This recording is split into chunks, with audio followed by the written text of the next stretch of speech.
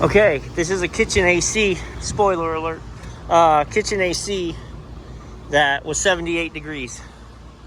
So we came up on the roof. I didn't catch it and it's not going to replicate it now. Compressor was short cycling.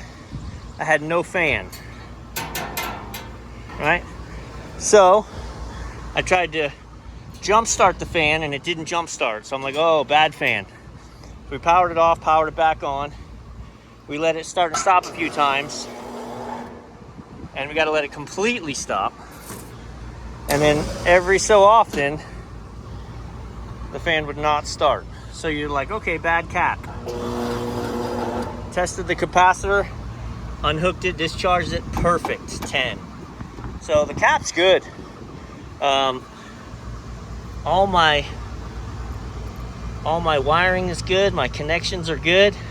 This fan sounds terrible. I know the cap's good. I observed it not working properly. I'm gonna go ahead and replace the fan. This carrier, again, condenser fan motors are basically condenser fan motors, right? This says it's a quarter, but I've discovered, and you guys probably already know this, but especially with carrier units, a quarter horsepower is not a quarter horsepower. It's like, for the gun guys out there, it's like a quarter plus P, right? It's a little quarter horsepower plus. So if you put a regular quarter horsepower motor on here, it really has a short life and it's not fair. So I step up. So quarter becomes a third. If it were a third, it would become a half. If it were a half, it would become a 3/4. So I've got helper with me today, which is why I wasn't filming. I was letting him diagnose the problem. But he ran down to get everything he needed while I grabbed the motor from my van. I had it in the van. He's gonna come swap it out. So he had to run back downstairs because I didn't bring up my stuff. I told him to bring up everything he'd need. He didn't bring up zip ties.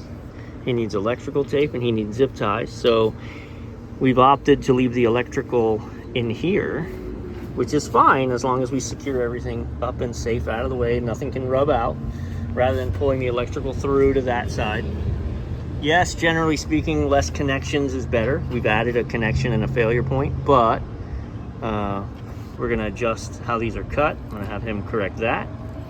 And then we're gonna electrical tape everything.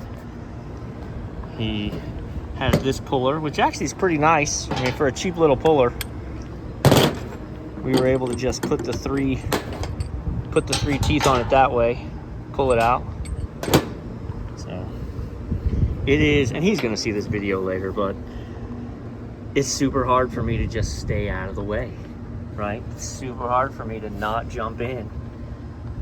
He was meeting me here for something else, and then when we got here, this AC was 78 degrees inside. So I came up, saw the fan wasn't running, heard, knew exactly what was going on, but how's he gonna get the mileage, right? So I just had to step away and say, hey man, AC's not working, figure it out.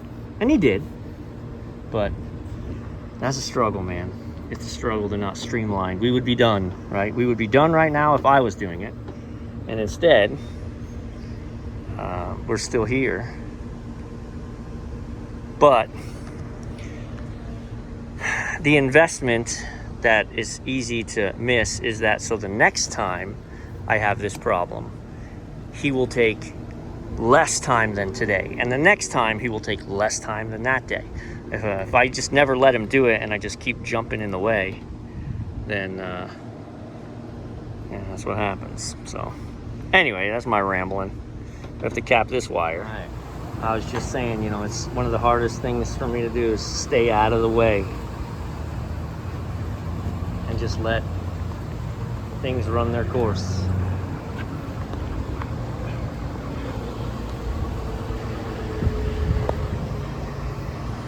I promise you this. I promise you this.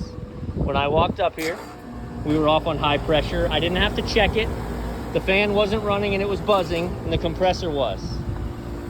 We replaced the fan, now we're rolling, okay?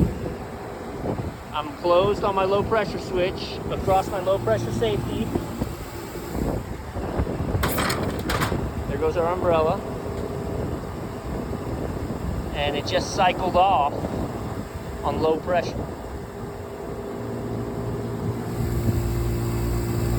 So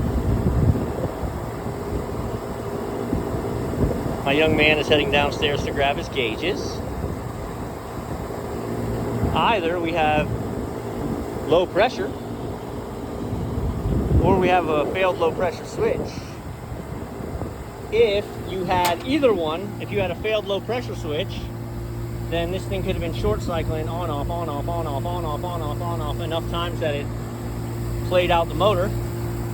I know my motor was crap, so we replaced that. Now we're running like a freaking champ. But it dropped out. It ran for a few minutes and then it dropped out. And when it dropped out, I had 24 volts on my low pressure. So we're gonna check our fan belts. Excuse me. We check our fan belts, check our airflow, our filters, make sure. All right, check this one out. So she stopped short cycling. We hooked gauges up to it. She's running 475 and 75. So it's like we're short on gas, except I don't have room at my head pressure, right? So I'm thinking restriction. T2 is going into the dryer at 81 degrees, and T1 is coming out of the dryer at 65 degrees. You gotta restrict the dryer.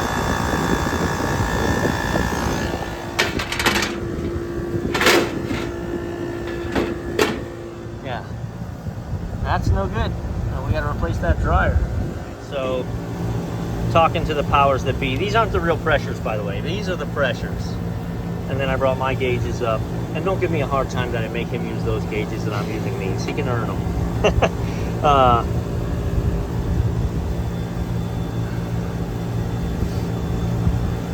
But yeah, you got a 17-degree temperature drop in the dryer. This is the only AC unit for the kitchen.